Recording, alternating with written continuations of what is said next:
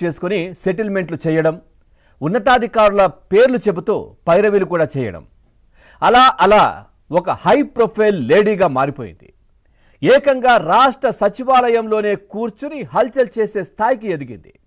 ఇక నెల్లూరు జిల్లాలో పేద కుటుంబంలో జన్మించిన ఆమె ఇప్పుడు రాష్ట్రంలోనే అతిపెద్ద అధికారులతో పరిచయిస్తా అంటూ ఫోన్లు చేసి బేరాలు కూడా పెడతా ఉంది. ఇదంతా గతంలో వైసీపీ అధికారంలో ఉన్నటువంటి 5 సంవత్సరాల్లో ఈ లేడీ హడావిడి.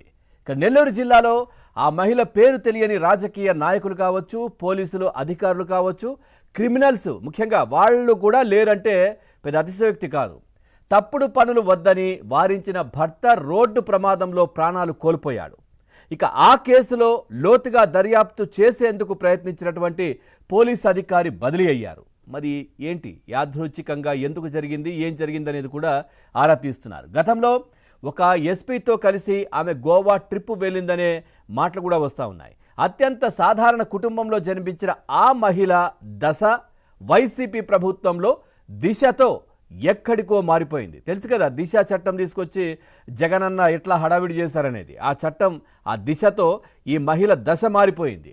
ఇక నెల్లూరులో తనకు తాను మార్కెటింగ్ చేసుకుని పోలీసు పరిచయాలు పెంచుకుని ఎదిగేందుకు ఎన్ని దారులుంటాయో అన్నీ ఎంచుకుంది. ఇక ఎమ్మెల్యేగా పోటీ చేసే స్థాయి కూడా ఎదిగింది. గత ప్రభుత్వంలో తాడేపల్లికి తరచూ వచ్చి వెళ్తూ పెద్దల్ని కలిసి ఫోటోలు దిగి సోషల్ మీడియాలో బాగా ప్రాచుర్యం చేసుకుంది. ప్రచారం కూడా చేసింది దానికి సంబంధించి. ఆమె ఏకంగా నెల్లూరు జిల్లా ఎస్పీ కార్యాలయంలో కూర్చుని మీకు ఏం కావాలో చెప్పండి, నేను చెబితే మీ ఎస్పీ చేయాల్సిందే అని, నేను చూసుకుంటానంటూ కూడా సిఐలు కావచ్చు, ఎస్ఐలనే కమాండ్ చేసే స్థాయికి గతంలో చేరింది. ఇక వైసీపీ పెద్దలతో పరిచయాలు పెట్టుకుని రెచ్చిపోయేది గతంలో. ఇక కూటమి ప్రభుత్వం ఏర్పడిన తర్వాత 6 నెలల పాటు మౌనంగా ఉంది. గత కొన్ని నెలలుగా మళ్ళీ విజృంభిస్తోందనే చర్చ కూడా వినిపిస్తోంది. మనం చూసాం ఈ మధ్య ఏదైతే శ్రీకాంత్ ఇష్యూ, అంటే నెల్లూరు సెంట్రల్ జైల్లో యావజ్జీవ ఖైదీగా ఉన్నటువంటి శిక్ష అనుభవిస్తున్న అవిలేని శ్రీకాంత్ పేరోల్ ఎపిసోడ్లో సంచలన విషయాలు కూడా బయటకు వస్తూ ఉన్నాయి.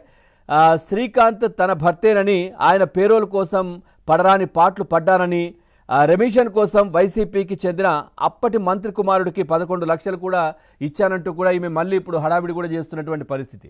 ఓవరాల్గా ఈమె నేపథ్యం ఏంటి, ఈమె అసలు ఏంటి, ఎందుకు ఈ విధంగా చేస్తోంది, అసలు ఎవరెవరితో పరిచయాలున్నాయి, ఈమె మొదటి నుంచి ఈమె వ్యవహార శైలి ఈ విధంగానే ఉండేదా, ఈ అన్ని అంశాలు కూడా మాట్లాడదాం. సో అదే ప్రాంతానికి సంబంధించినటువంటి వ్యక్తులు టీడీపీ పార్టీ నుంచి రేవతి గారు ఉన్నారు. నమస్కారం అండి. అట్లాగే